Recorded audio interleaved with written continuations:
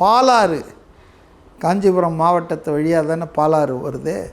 அதில் சட்டவிரோதமாக அரசாங்கம் அனுமதித்த அளவை விட அதிகமாக மணலை எடுத்ததின் விளைவாக, அள்ளியதின் விளைவாக அரசுக்கு வர வேண்டிய பணம் வராமல் போனது மட்டும் இல்லாமல் ஒரு சில திமுக அரசியல்வாதிகள், நிர்வாகிகள் 4700 கோடி ரூபாய் அளவுக்கு அதில் முறைகேடு, ஊழல் நடந்திருக்குதுன்றத ஆதாரத்தோடு சொன்னார். ஆதாரம்னா அவர் சொன்னார், கோர்ட்டில் இருக்குது, போய் பாருங்கள். ஏன்னா எல்லாம் இது சம்மந்தமான வழக்குகள் இடிலாம் போட்டு அது பெருசாக அளவில் இருக்குதுங்க.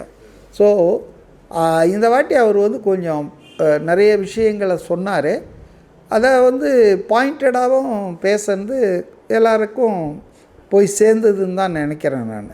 இப்போ வழக்கம் போல் திமுகவை கிரிட்டிசைஸ் பண்ணுற அந்த ஸ்டாண்டர்டில் தெளிவாக இருந்தார். இல்லை, வழக்கம் போலன்னா அது தானேங்க ஆட்சியில் இருக்குது. இப்போ ஆட்சியில் இருக்கிற ஒரு கட்சியை தானேங்க ஒரு எதிர்கட்சி இல்லை ஆட்சிக்கு வரணும்னு நினைக்கிற கட்சி விமர்சனம் செய்ய முடியும். செத்து போயிருக்கிற மக்களால் ஏற்கனவே நிராகரிக்கப்பட்ட நாம் தமிழரையோ அல்லது அதிமுகவையோ தமிழ்நாட்டில் பாஜகவையோ விமர்சனம் பண்ண வேண்டிய அவசியம் என்ன இருக்குது?